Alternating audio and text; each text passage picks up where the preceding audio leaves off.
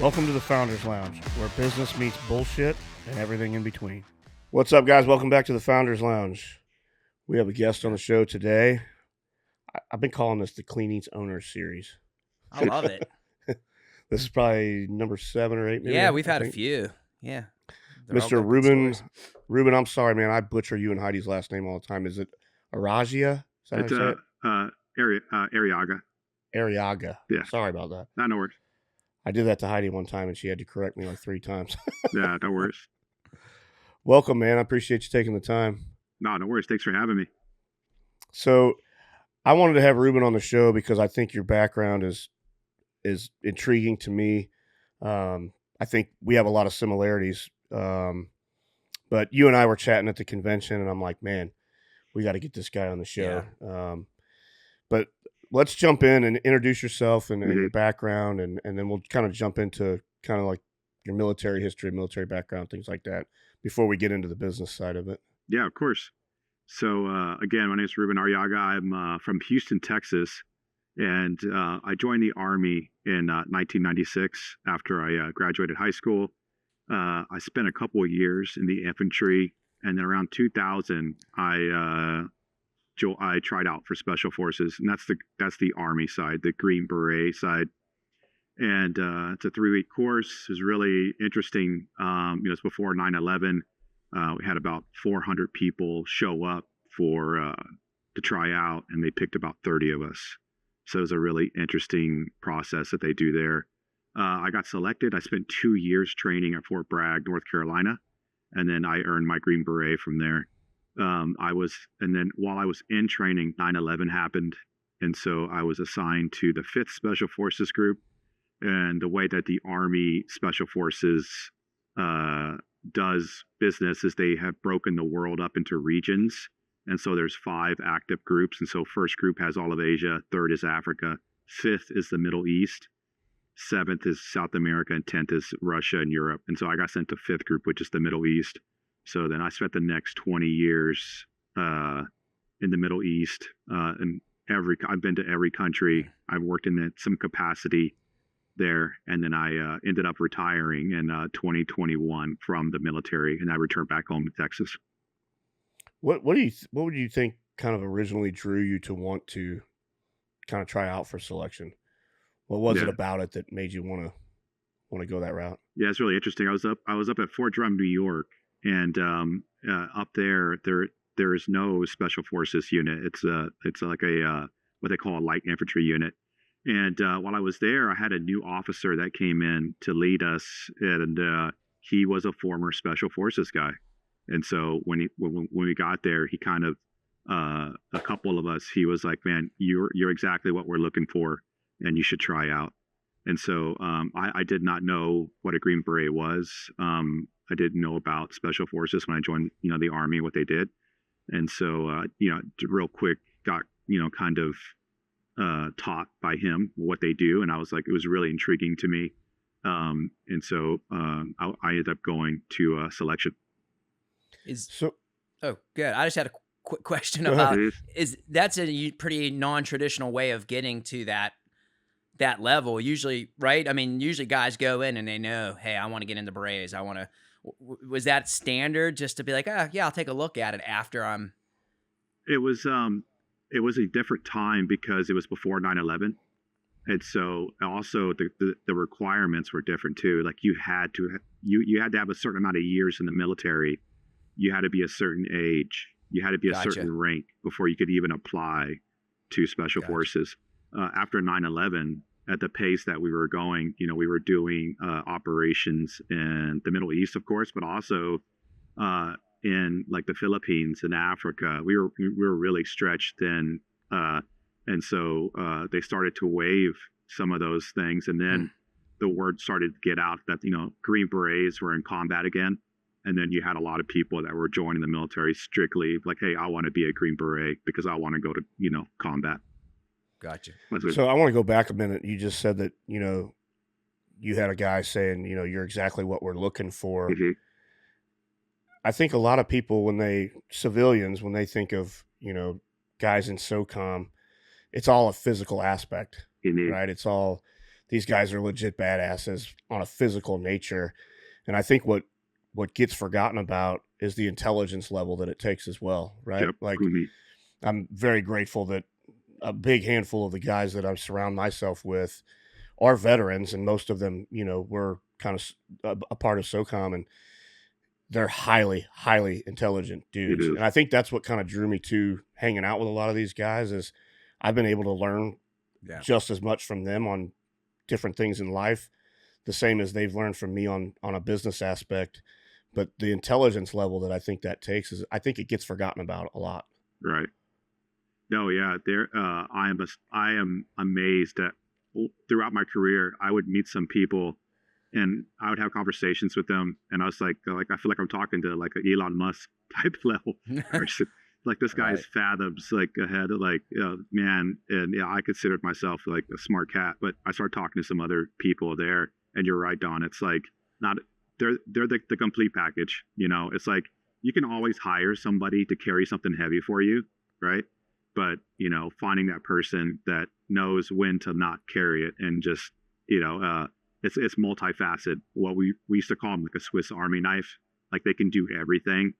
Like that's what we're looking for. We don't want like we would run into people all the time that were physically fit and they were just like me carry heavy things, and it's just like Yeah. yeah, Door got kickers. Yeah. right, yeah, like hey, that's great. Hey, can you how's your language ability? Do you have the capacity to learn Arabic, or do you have the capacity to learn Mandarin or Spanish or something like that? Well, I think for me, I know that I'm not speaking for myself, but you hear guys like you, I'm sure, get this question all the time, and of what lessons or what disciplines or leadership skills did you learn by doing that transition over to business? And I think that's it. Like that answers the question is some of our best operators are from the military, Mhm. and they're some of the highest intelligent people because those skills translate back and forth so easily. Yeah, I was very fortunate because what's interesting about the military is you definitely do like the crawl, walk, run method, where you join the military, you're just in charge of yourself, right? Be on time at the right place in the right uniform, and learn what you need to learn. Be a master at whatever it is. So if you're an infantryman, be a master at that. If you do supply, be a master at that. And then once you master that, then it's like, okay, now you're in charge of 3 people. And then after you master that, then you're in charge of 10 people. And the way that the military system is set up, I feel like it's one of the better out there in the industries that really gives someone that opportunity to go up that chain slowly and then and methodically and really learn some true life experiences. And so that when they come out of the military, like when I left the military, my last job, I was in charge of like over 500 people. And so when I run into problems now, I'm like, it's not that crazy, Yeah. guys. We get through this. Yeah. It's a lot easier to handle Yeah. like pressure and uncertainty and Yeah. being able to think on your feet and make decisions rationally quickly. Right. Right. Was there was there like a moment in your career, in the special forces that kind of changed, I'll say, your view on life and business, I guess, now that you're kind of in an entrepreneur's situation, but was there like a moment or something that happened that kind of was like, oh shit, now I have a different perspective? Yeah. I'll say one thing that I always go back to is I was probably uh, uh, 10 years into the military. Um, About a little over 10. I was a little over 10 years in the military. I was on I think my 3rd trip to Iraq. And I had gotten to a point to where I was like number 2 on a team. And so we had 12-man team. I was number 2 on the team. So I was second in charge. And I was running intelligence for the team, but also was kind of seen as the number 2. And we were doing a mission in Iraq. And my team sergeant, who was in charge of the team, he got shot in the head. And so we were on a mission. He got shot. We had to medevac him out. It's a weird story. So he got shot. It went through his Kevlar, and the Kevlar in his helmet turned the bullet sideways. So the bullet smacked his head sideways versus kind of point, And so he was still alive. We were able to get him out of the house, and he was actually able to fight through the firefight with that injury. And we medevaced him to Germany. And so now the missions still have to go on. And so, they're like, all right, hey, number 2, guess what? It's your time to go. And I thought I was ready. And I really like being thrust into that leadership position of having to run that team was really like eye-opening to me. I had to like really draw back to all my experiences, all my training, and I was where I didn't have that prep of like mentally preparing myself like, hey, you know what, I'm gonna be running this team now. Now I'm out there running missions, and everyone's life is now in my hands, where it wasn't that way before. It was on Tony's. So Tony got sent to Germany, and somehow he convinced the leadership to let him come back into theater. So usually when you have an injury like that, you go home, you recover, and he convinced them. And he's like, hey, I'll go back, and then I will, I'll hang out at the team house in Iraq until they say I can continue on missions. And it took about 2 months for his injury to heal. And so I had to run the team for about, I think it was 3 weeks. But when Tony came back, he took over the team. I would still lead the team on missions and stuff like that, but that weight that was lifted off of me, like when he came back and took charge, it was like, it was really great. But then it was really introspective for me to think back, like, man, I thought I was ready, but I wasn't. Like, here I am. I'm over 10 years in the military. I've been in special forces for a while, and that's really got me to thinking, like, okay, I thought I was ready. I feel like I was really, high anxiety. What am I going to do to make sure that I am ready? And so that was like one of the most like eye-opening introspective moments. And shortly after that tour, we came back stateside, and I took another team. And so I led that team. But that was the point where I was like, really kind of like, man, am I ready to do this? And it really prepared me. That time where I was having to do that really got me into a mindset to where, yeah, I'm going to like figure this out. So if you can share it, what do you think the things were that made you decide that you weren't ready? Mm-hmm. Yeah. You know what I mean? Like you said, you thought you were ready, Mm-hmm. and then realized that maybe you weren't. Yeah. What were the things that were making you think, okay, maybe I'm not? And then I I have a reason for asking, and then I'll let you answer, and then I'll tell you why I asked that. Yeah, because I was just one of the guys, right? Like I was one of the guys that I didn't have any I had responsibilities on the team, but I didn't have like, for instance, like what's interesting is like when you leave for a combat zone, you kind of bring everyone together. You have like a party, right, with all the stuff. And I remember when I took a team finally, and I was like true blue running a team. The wife's coming up to me and being, hey, please, watch out for my husband. Make sure, Billy comes back, or this and that. Like really, they're emotional because it's their husband's, third, fourth, Sure. fifth trip over. A lot of pressure. Right, and I didn't have that before, and so and then everyone before I got thrust to being in charge, I was just one of the jokers, right? I was just hanging out, and then now I'm like, hey, no, you need to go do this. And so whereas I was, we're friends, we're still friends, but I have to tell you, like, I'm telling you what to do, and you need to do it, Right. Whereas I didn't have that before. And so that jump from like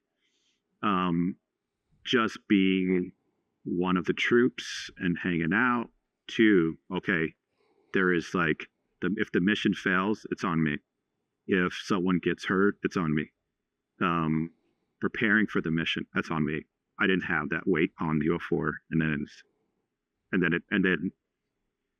getting it. Yeah.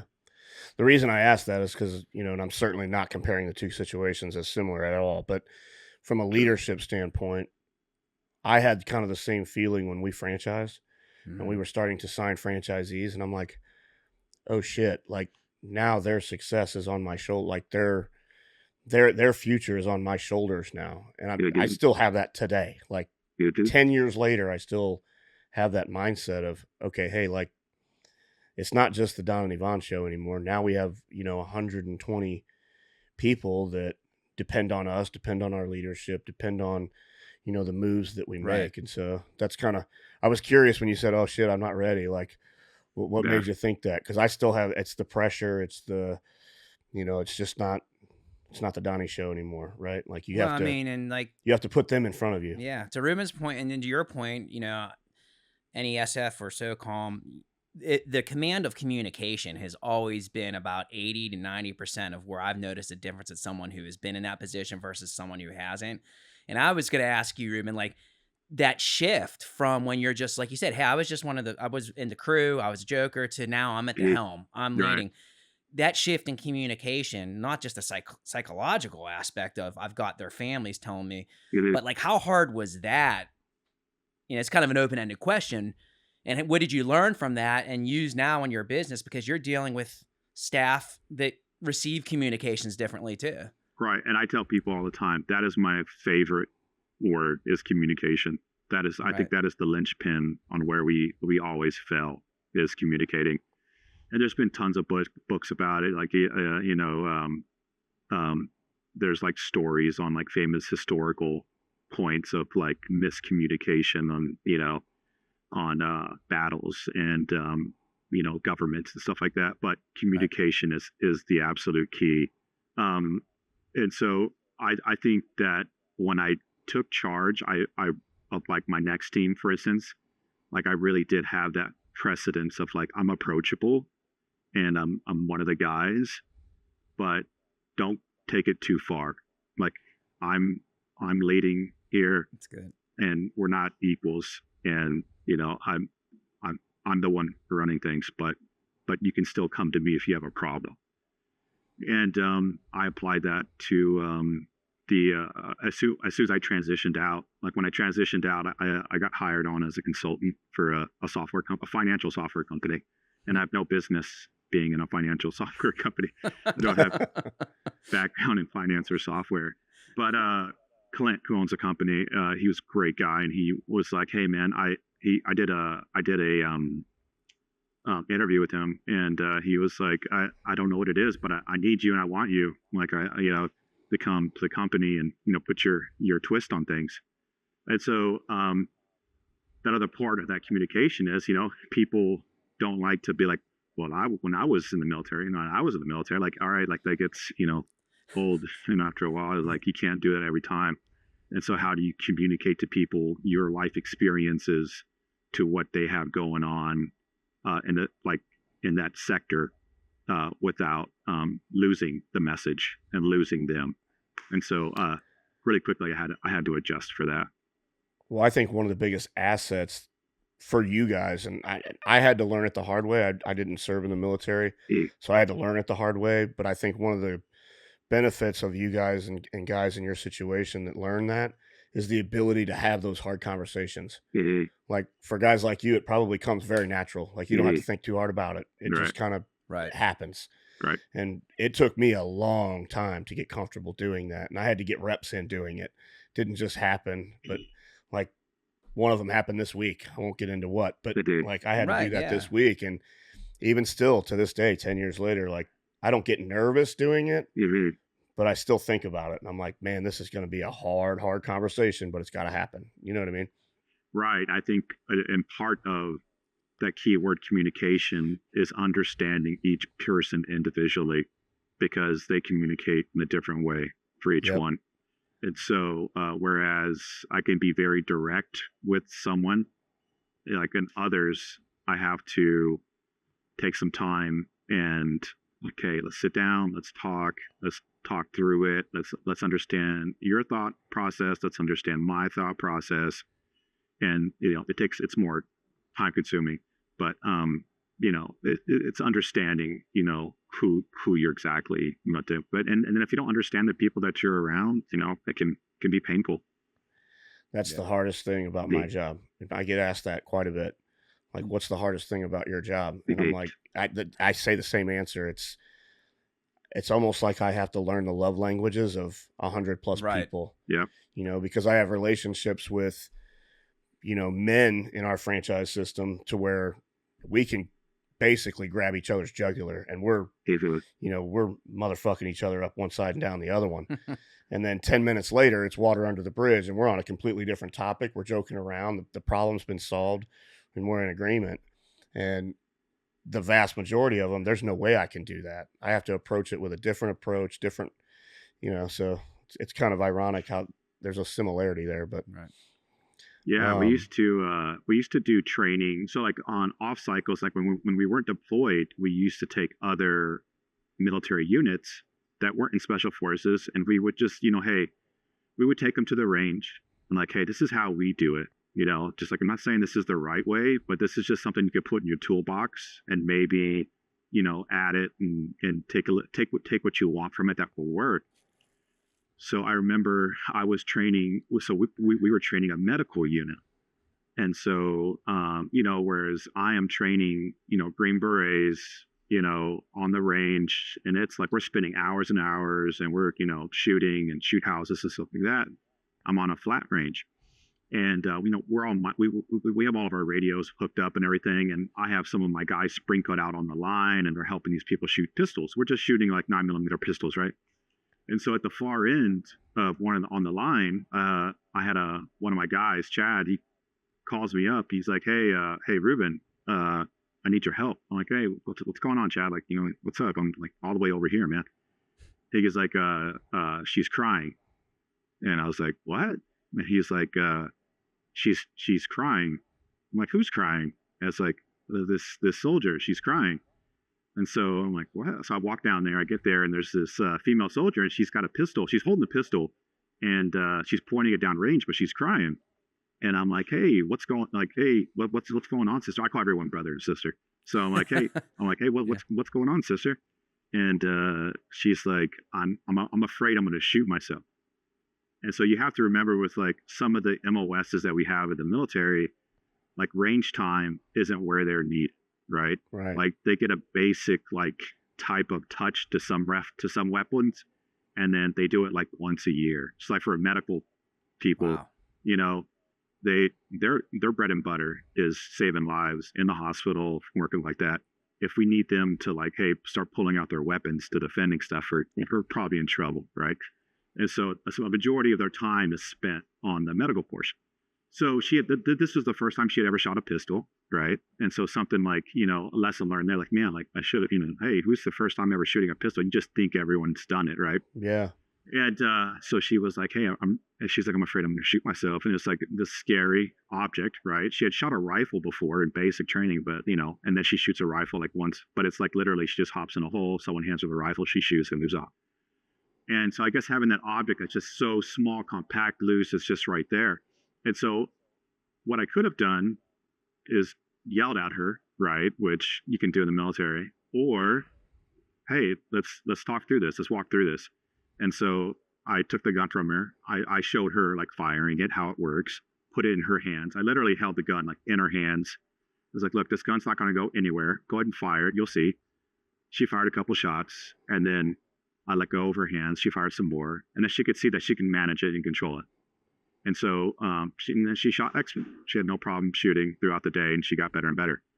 But it's knowing, like, you know, what you're dealing with in that moment versus, hey, let me reach into my toolbox and grab a hammer, right? And that person drives me crazy. The person that the only tool they have in their toolbox is a hammer, and they pull it out and they're striking everything. And so I've met people, you know, in the military, in SF that are that way. And they would have told that same soldier, like, hey, just go sit down over there. It's like, I'm done with you. Like, I don't want to deal with you right now. Versus like, hey, what's the best way to communicate and get through to this person? That's awesome. Yeah, I mean, you brought up something earlier too, that it's like it all resonates. Perspective, man. You were like, listen, I was in charge of 500 people, so when my team now is like freaking out, it's like, guys, relax. We can. Right. And then it's knowing the perspective of the person you're communicating with too. That's a great correlation right there, where it's like, here was someone who had never shot, and it just took getting in there and her head a little bit, Yeah. and then figuring out, which again, not to compare it, but in business, it's a big part of it. I mean, if you wanted the outcome, Right. And I've seen crying here in this industry. And right. And but it's the first time getting punched in the mouth. And what I mean by that, it's the first time that someone's actually been confrontational with them. Right. Right. And so they may have gone, I'm in a college town, so I have a lot of college hires. And so you have people that they kind of had maybe a basic job, or this is their first job. And then they kind of meet someone who's been in the food industry for a while, right? And they're a little bit of rough around the edges sometimes. Mm-hmm. And, they're very direct. And, and then before I know it, we're emotional. And so, it's just learning, like, hey, that first time, and like, hey, it's all right. So I sit down with them, like, hey, it's okay. Like, you got to understand, X person is, they've been around, they're hustling, they're trying to get things done. And if they were very direct with you, Y person, like, it wasn't because they were, trying to be, flippant with you. They're just, trying to get things done. And so, but, when they're like 20, 21, 22, this may have not encountered that type of, pressure. It's crazy how much better they come out on the other side for it. Right. Like, we just had a men's retreat at my farm last weekend, and a buddy of mine ran a pistol course there. I have a range out there on the farm, and he was a Green Beret also. And the guy is an absolute, like, amazing instructor with guys who have never done that before. And there was a group of guys there, and, he did the basic, pistol course, target shooting, the basic pistol fundamentals, basically. And then later that afternoon, for the guys that wanted it, he set up kind of like, I don't want to say home defense stuff, but like shooting around barricades, moving into position and things like that. And there was a handful of guys sitting in the back, not engaging, they were very intrigued. They wanted to do it. They were just scared to do it. Right. Yeah. And so I walked back there and I said, well, are you guys going to run it?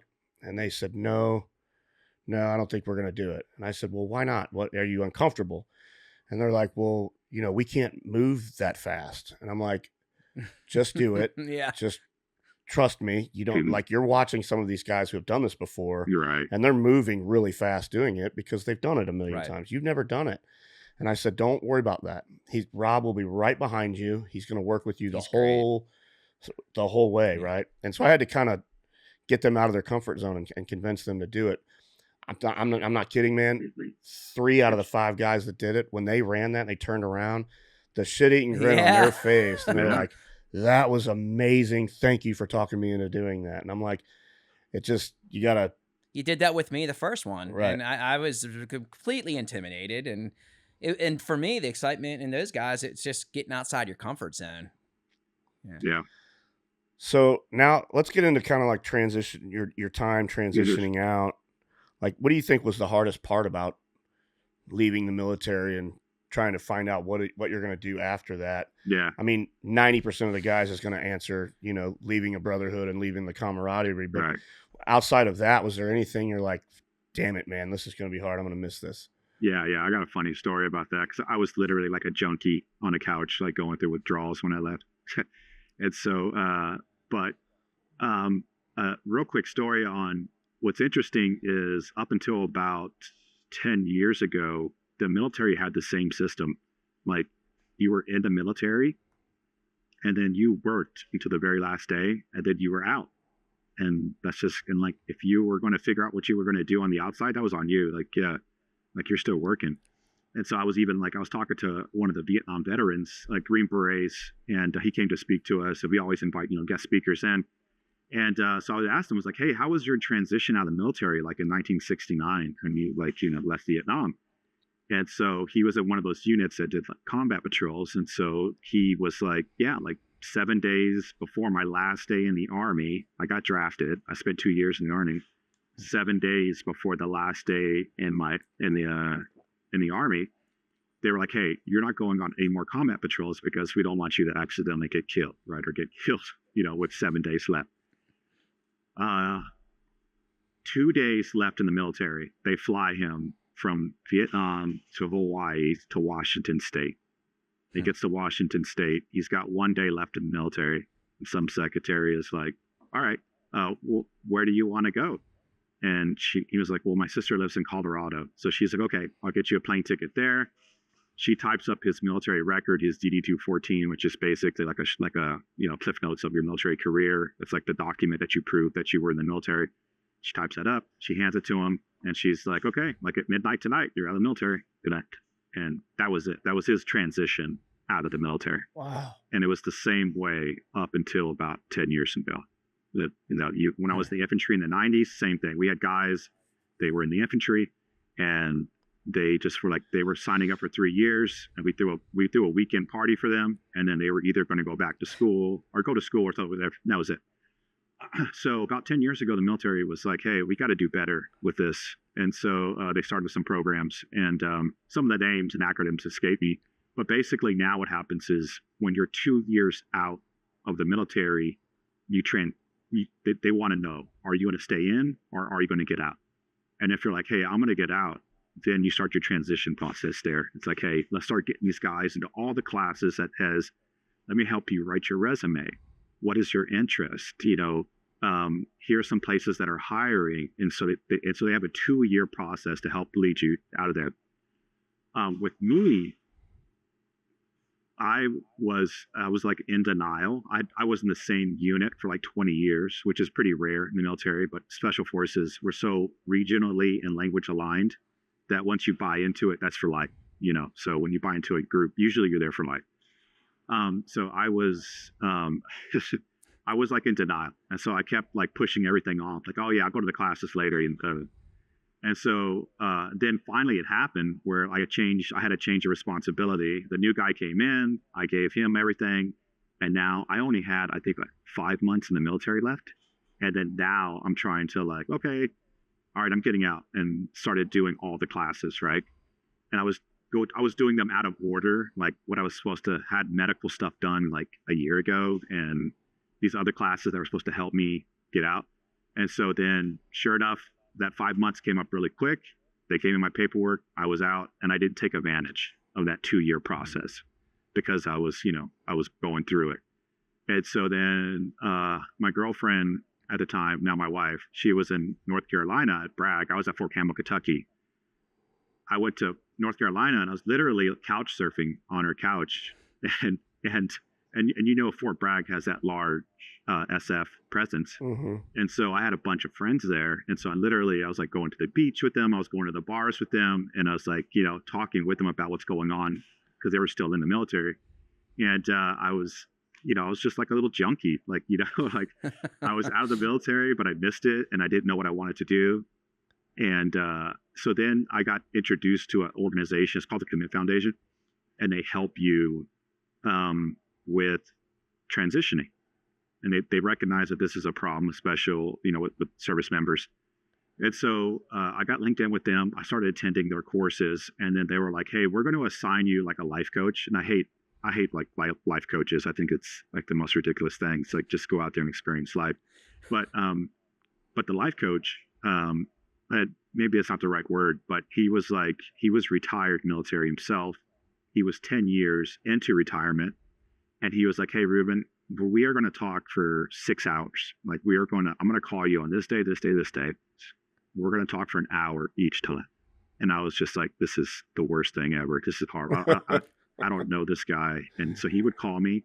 And what I didn't realize what he was doing at the time was he was pulling threads out of me. He was like, right. Hey, and what he was trying to get me to was, what is it that I wanted to do now? Now that I've transitioned and I'm out, what is it that you want to do now? What inspires you? What motivation? What is your likes, your interest? Let's find something for you to continue to do, so you just don't continue to reminisce about the old days, And so it drove me crazy. He did not, like, you would think like 33 minutes in, we're kind of like there's this pregnant pause, we're not talking anymore.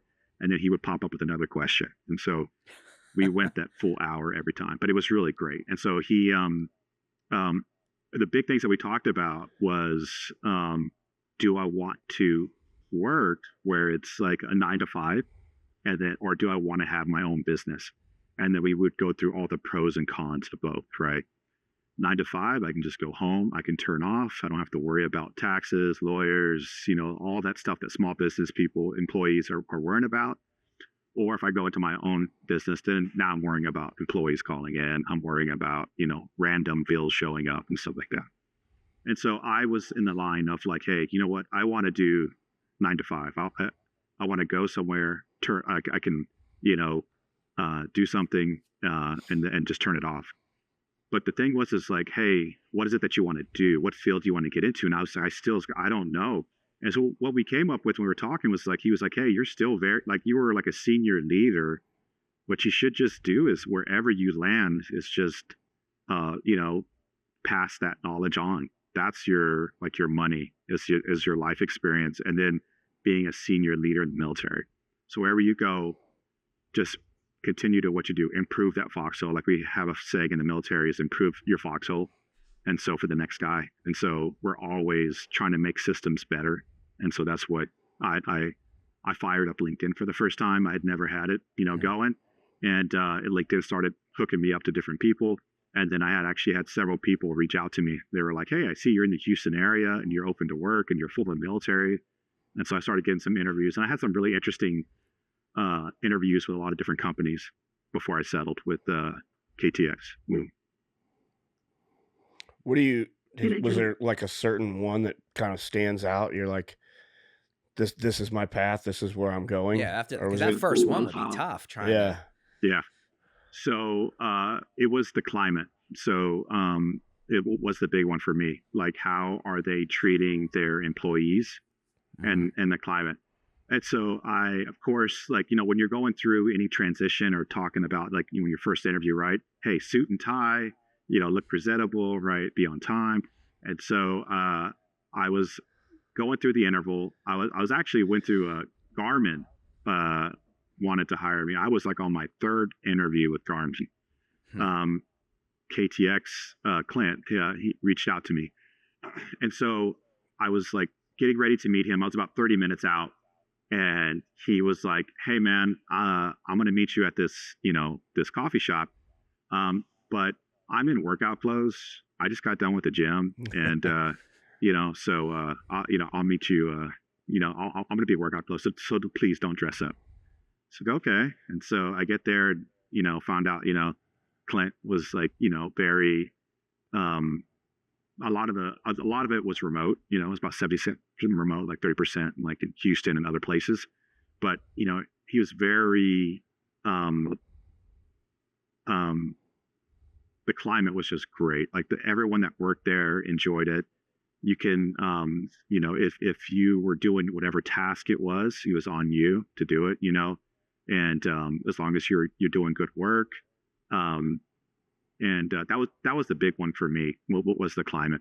And just and like I would go work out with Clint, and we would go to hey, you know what? Let's do a range day today. Let's go to the range, and it was just a great environment. So I settled on them. Whereas we're like a larger company, it would have been definitely more stiff. Stiff. Yeah. Corporate.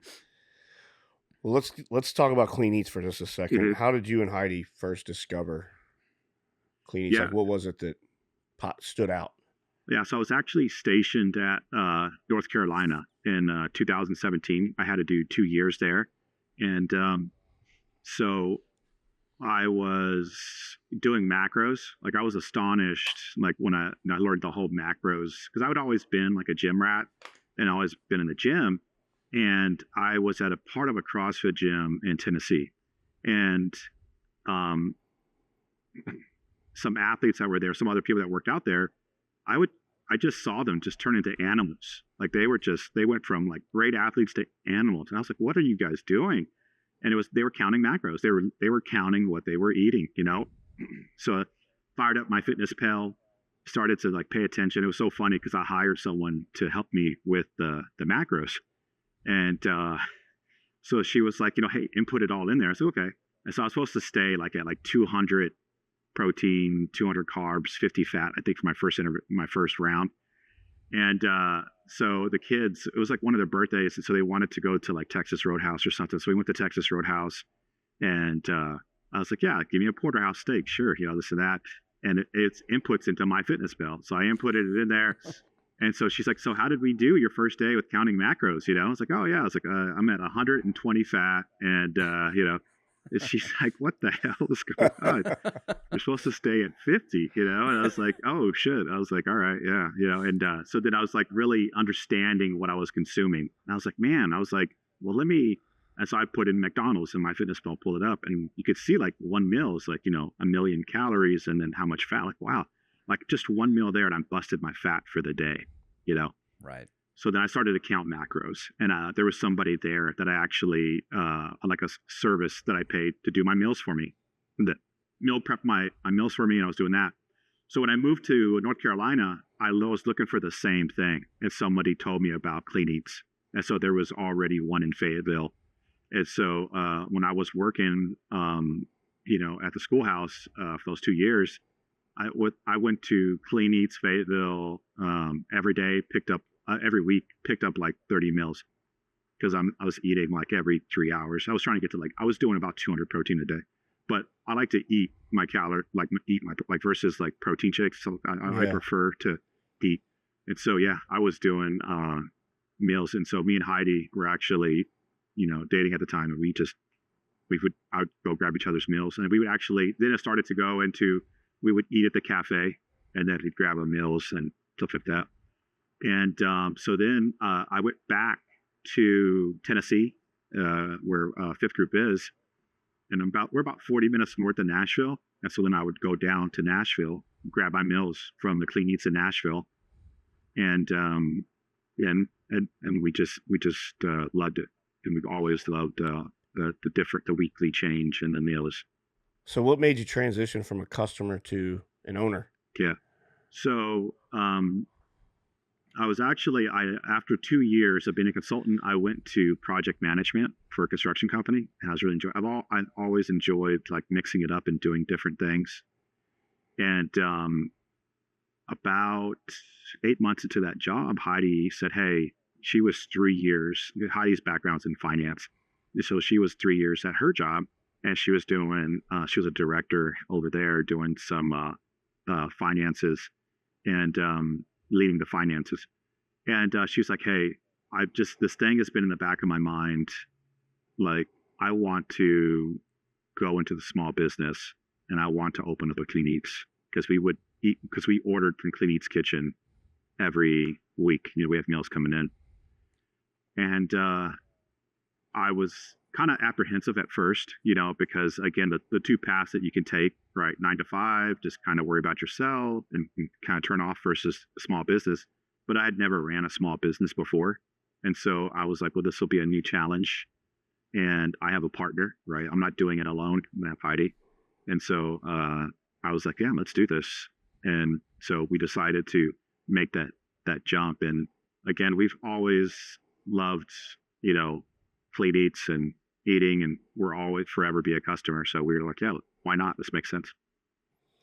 So my next one is kind of, it's 2 questions, but I'll wrap it up into one. So you guys are you haven't been there a year yet, right? No. Not quite a year. Yeah. So you're in your first year. Yeah. What is some of your biggest challenges that you've came across? And if it's stuff that I don't know, don't sugarcoat it. You can tell me. I'm fine with that. And then what do you think has surprised you the most about like the franchise model compared to like what you thought the expectation would be? You know what I mean? Is there anything that like kind of surprised you? Yes, I think that the biggest surprise has been employees, and I've always been able to have like a very cohesive unit, and it's being in a college town is unique too. And so it's been very challenging with, hey, you do an interview with somebody, they sound great, and then all of a sudden they're like, well, I can't work weekends, or I can't do this, or I can't do that. And so trying to find employees, which was great, because at the conference, they said like, that's a symptom, right? And that's like it's something you're always going to have to deal with. Right? Unfortunately, right. That's the industry. And so that was one of the eye-opening things for me, was like, oh wow, I just thought, hey, I'm just put out some job applications, and we just knock it out in the park. But that's probably been like a lot of interviews. And then also hire someone on. You get some training done with them, and you think everything's going great, and then 3-4 weeks later, they're turning in 2 weeks. Like, I'm going to go some other way. Like, I found something I think is better, or I'm going to do something else. Or school is just really messy. We have someone recently who's like, she's been with us for about 6 months, and she's like, the amount of schooling I have is just kicking my butt. I can't do both. I have to pick one or the other. And so I'm at College Station, go to Texas A&M. So I'm going to do that. And it's like, hey, no problem. It's like that. We've had the same struggles here in Wilmington. We're a college town too. Mm-hmm. I mean, we've kind of dealt with it on both sides. We've seen the good and the bad. Yeah. Obviously, we get students that have the same thing. Hey, I got to go back to school. I can't work anymore, and that sort of thing, or too much schooling. We've heard that too. But on the other side, we've also had I'll say an opportunity, because it is kind of cool for me to see, if we get a young, I'll just say college freshman or somebody that is new to the area and they just started school. We've had a lot of times where that person will work with us the whole time they're in college. Right. And then we get to see them kind of go into their career, and it's just kind of cool sometimes for me to see them grow and mature in a very short 4-year period where you're like, right. Okay, this person came in as a kid, and now they're leaving as an adult. Right. It's always been wild for me to see that. I love it. And then for your second question with the franchise, I think what's interesting with this franchise is the amount of times, like in a week, that I explain to people what we do. So I have people walk in the doors, and they're doing the whole, they're doing this guy, and I could tell it's their first time into a Clean Eatz. And so I have a line that I give them. I'm like, hey, is it your first time here? Like, yeah, it's my first time here. I was like, can I give you a tour? And they always laugh and like, yeah. So I explained to them the cafe, how the meal prep works, the meals, the weekly meals, and then the grab and goes. But they either they're just intrigued, like they are driving by and they see Clean Eatz, or someone says, hey, they're having a conversation with a friend, and I probably have about 30 conversations a week too with people where they're like, I was having a conversation with my friend and I was telling them I need to eat better, and their friend was like, you need to go to Clean Eatz. And so they come in and they want to know, what it is that we do, recommendations and stuff like that. But I will say that the most difficult thing, I think, is like the name recognition. And there's some other franchises that I won't say, but you could just think, like, if you're a pizza industry, you know exactly what you're getting. You're getting that. Yeah. That's it. Yeah, that's always been a struggle for us. And this guy's been a part of the brand and marketing and branding for 10 years with us. And I think I don't know how to simplify it better than what we've done. We're never going to stop working on it. I don't think it'll ever go away. Mm-hmm. But, when people think of Clean Eatz, immediately we're a meal plan company. Mm-hmm. So how do we showcase people that, hey, our cafe side is, will stand on its own. It can compete with anything in town, versus having the customer perception of, okay, what exactly do they do? And the term, Clean Eatz is so perfect of a term, but it's also somewhat vague, because Clean Eatz is different depending on what your nutritional approach is. You're 100% right, though. It's the strongest part of the brand is the name, but it probably leaves the most to be imagined when someone doesn't know the footprint yet and they're just trying to figure it out. But Ruben, you're doing the right stuff, man. Give them the education in person. That nothing substitutes that on the marketing side, or quite frankly anywhere. Yeah, and you have to have that good elevator speech, because you can't lose them. Like, you can't be there for 5 minutes explaining what it is you do. And then when I was talking about communication earlier, like, you have to be able to read that customer quickly. So are they on their phone, distracted? Are they, younger? Are they older? And, okay, you know what? Maybe I should have this conversation with them after they put their order in. And so versus, Sorry. Dawn is always, your big thing has always been, we're not selling burgers. It's a lifestyle, and you need that relationship to get into their lifestyle. So, yeah. Yeah. All right, man. Well, we always wrap interviews up with something kind of cool, and we always give a guest kind of an opportunity to do what we call a hot take. So what is Ruben's hot take? Could be Yeah. anything, Okay. you name it. You know what? I'll promote my the charity that I'm associated with. Nice. Yep. And so I'm with the Veterans of Foreign Wars. And so a lot of people, when they think of Veterans of Foreign Wars, like buildings, it's like the old drinking hall, right? The smoky, cheap beer, like but we do a lot more than that, and we help veterans in need. And so when I was at Fort Bragg on the Southern Pines side, they have a great VFW there, and so I would go there. Me and Heidi we would go just to drink. We weren't active in the charity, and so when I came to Katy, they I went. I was like, all right, well, let me find the VFW so I can find my cheap beer and hang out with some other veterans. And so when I got there, it's a dry post, and so they don't have a bar. And so wow. I walked in. There's all these Vietnam guys there, and they're like, "Hey, welcome, global war on terrorism guy. It's your turn to hop in here and start, volunteering and helping." And so that was the first time that I had. This is 3 years ago that I had got involved with a charity. And so the VFWs are 501c19s, and what that means, it's a federally recognized charity that's ran by veterans, and we're a nonprofit, and it's all volunteers. But we fundraise and we help. We have other veterans that volunteer their time to help veterans in need. And so I like to say, if you're a veteran out there and you haven't linked up with your VFW yet, please, link up with them, especially during this interesting time with the government shutdown. Because we're probably, I think the veterans are getting paid, the actual soldiers are getting paid, active duty soldiers are getting paid this month, but there's got to be some that aren't, I think, and then they get paid, on the 15th and the 1st. And so if the government shutdowns continue, there's going to be active duty soldiers that aren't getting paid. And so reach out to your VFW, they can help. And so we're already in talks with, because in Houston, we don't have like an active duty base, but we have all the recruiters that are there. And so they're active duty. And so we've been in talks with them like, hey, if that does happen, we're ready to help and assist. So that's kind of a hot take. Stuff. Yeah, awesome. Well, man, thank you so much for the time. I really appreciate it. This has been great. Yeah, Ruben, thank you. You're the man. Give Heidi my best. And yeah, for sure. I love what you guys are doing. I'm always telling Yvonne, like, you guys are everywhere. I love it. I love to see you guys doing it. It looks like you're having a blast doing it too.